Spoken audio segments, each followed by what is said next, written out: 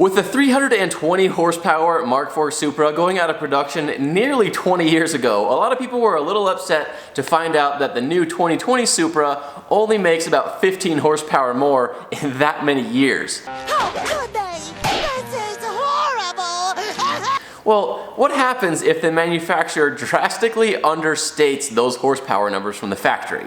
What happens if the new 2020 Supra actually puts down more horsepower and torque to the wheels than the manufacturer states is supposed to come from the crank? That's a pretty big disparity. Well, it just so happens that the first stock Mark V Supra was just put on the dyno. Let's find out what those numbers actually are.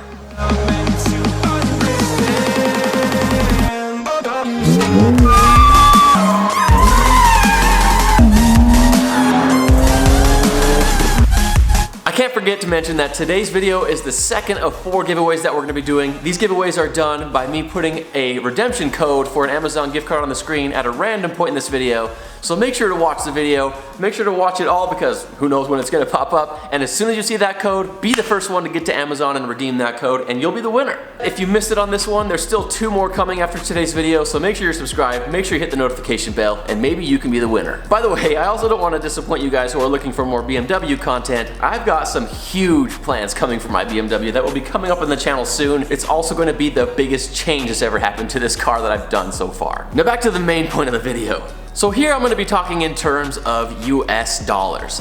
The MSRP for a 2020 Supra is around $51,000. When you compare that cost with its competitors, it kind of seems like for that much money you should get a little bit more than 335 horsepower. Most of their competitors that are similarly priced have more horsepower than that.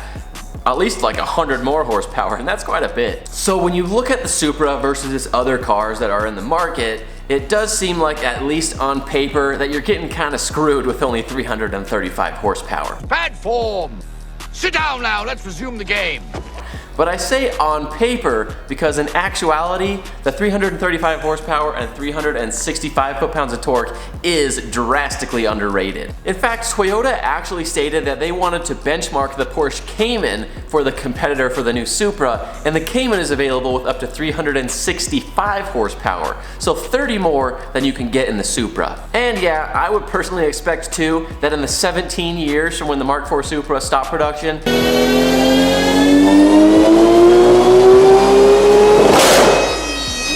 there should be a little bit more than 15 more horsepower in that many years if the car is going to stay competitive and if it's just going to make sense to buy. So with all this talk about crank horsepower versus wheel horsepower, we need to really nail down what the differences are between those and why they may be different. So when the manufacturer states the horsepower and torque numbers, those are typically, well, just in the industry, are stated as crank horsepower numbers. That means how much horsepower the engine produces at the crank without any drivetrain loss. Now, speaking of drivetrain loss, the difference between crank and wheel horsepower is, instead of being the horsepower that's put down at the crank, this is the horsepower that is now being put down through the tire to the ground. You may not think that those numbers should be that different, but if you think about it, that power has to go through a transmission, it has to go through the drive line, it has to go through the wheels that are rotating mass, and then to the ground. And if a car is all-wheel drive, it has twice the drive line that it has to go through, and so it loses just that much more horsepower. You can typically find with rear-wheel drive between a 10 and 15% horsepower and torque loss between the crank and the wheels. So when a manufacturer states that this car should have 335 horsepower, what you would expect to the wheels is going to be 10 to 15% less than that. On the flip side, when somebody does take their car to a dyno and they get these crazy wheel horsepower numbers, you could expect that the number to the crank should be 10 to 15 horsepower higher than what you're putting to the wheels. For instance, check out this Beamer.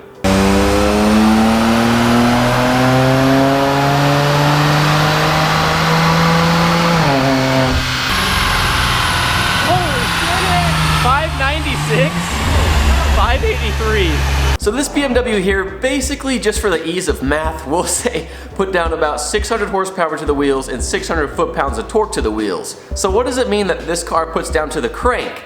So in other words, I guess, what would the manufacturer say if they made this car this way stock that this car should have for its horsepower and torque numbers? With all-wheel drive, it's a little different. It's probably safe to say that all-wheel drive these days loses between, I would say, 15 and 20% horsepower loss. Let's just go on the low side of 15% loss. If we go off that 15%, that would mean that this 600 wheel horsepower car is actually making to the crank about 690, almost 700 horsepower.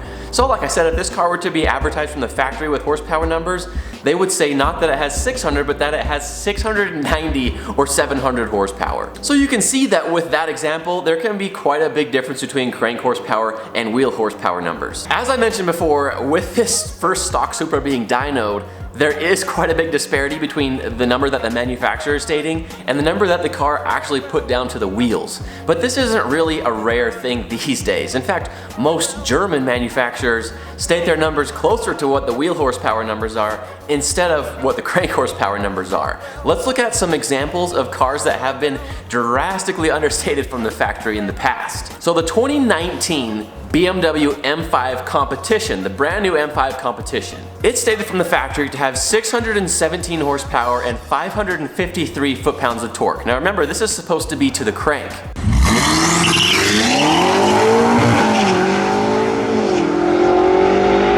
Now, Car and Driver actually put this new M5 Competition on the dyno, and what they found was kind of shocking.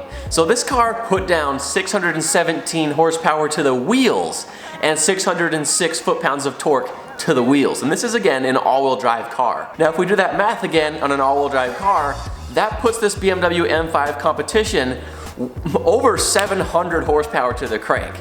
Now that's a huge difference between what the manufacturer is stating and what the reality is. That is kind of cool because you're paying this money for what you think a car has for horsepower numbers, but you're actually getting a lot more than you bargained for, which is always a good thing. A lot better than getting less than you bargained for. I did mention that it's a lot of German manufacturers that are understating their numbers, but these days it's not really just the Germans. There's a lot of even American manufacturers that are drastically understating their numbers in cars that you might be surprised to find out about. The Dodge Hellcat, 707 legendary horsepower. This was really the first mainstream vehicle, well kind of mainstream, that reached over 700 horsepower from the factory. When it came out, it's pretty wild to be able to understand that you can buy a car from the factory with a warranty that had over 700 horsepower. Now 707, it's a pretty big number, but Dodge was understating it. Let's look at the real numbers. The Drive dyno tested the 707 horsepower Hellcat on a dyno, and they found that this car puts down around 670 wheel horsepower. That means that the 707 horsepower Hellcat actually is more like a 750 horsepower Hellcat. And what's interesting is there was an interview with one of the guys from Dodge, and where they said they got this 707 horsepower numbers was more for marketing reasons because it just sounded cool to say 707. But you know what? Enough about these other cars. Let's get into what the Supra actually put down. I have seen that a lot of people are saying that they're disappointed in the horsepower numbers. In the last video that I made about the Supra, if you haven't watched it, go ahead and click this card up here. I talk about an exclusive interview that Tada-san, basically the lead developmental engineer, had with a lot of automotive journalists. And in the 2 days that they drove the new Supra, Tada-san said that not one person said that they thought the Supra needed more horsepower. And with only 335 horsepower stated, that seems like, you know, at least one person would have said this thing could have used more horsepower, so maybe it has more than 335 horsepower. Maybe these disappointing numbers that we're seeing on paper are actually wrong. So here's some dyno footage, check it out.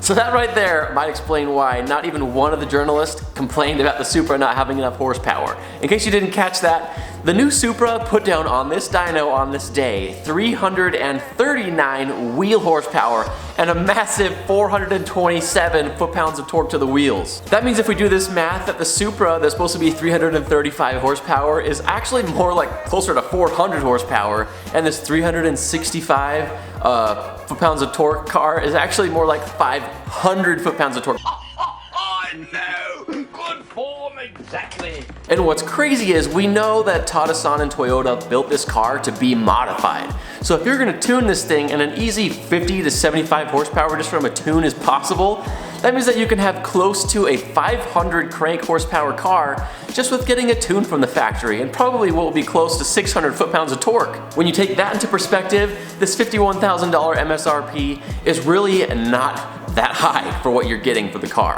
And one thing that I think is really crazy, I mean, obviously you guys can tell that I'm a BMW fan. I own a BMW. There's a freaking M-Power flag right behind me.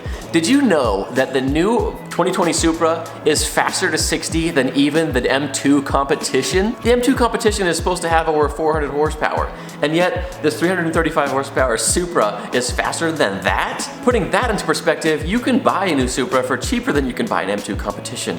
Why not check out the Supra? With all this being said, all I can say now is that I'm really excited to start seeing these cars on the street, and I'm really excited to start seeing these cars in people's hands who really want to tune them, like the Mark IV Supra. I think this car is going to make big numbers. It's going to be really surprising to people, and it's going to be a lot more capable than the car looks on paper. And like I've mentioned before in previous videos, if you guys are interested in more Supra or even BMW content, make sure to stay tuned for the channel. As soon as the Supra hits the dealerships, I'm going to be there filming it for you guys. And I can't wait to personally get my hands on one. With that being said, guys, what do you think about these horsepower numbers? I mean, this was only one dyno done, and obviously numbers vary from dyno to dyno and from, you know, altitudes to altitudes and whatever. But with the car putting down this much, I think that's pretty awesome and it's pretty exciting. Do you guys think this car is going to be a great performer? Do you think it's going to be underwhelming once it actually gets in people's hands? Let me know in the comments, and I hope you guys all enjoyed today's video. If you did, make sure to give it a big thumbs up, and if you're not subscribed to the channel for some reason, make sure to hit that subscribe button as well as the notification bell so that you guys don't miss an episode, and also so that you have a chance at winning the next giveaway, and I will see you guys in the next one.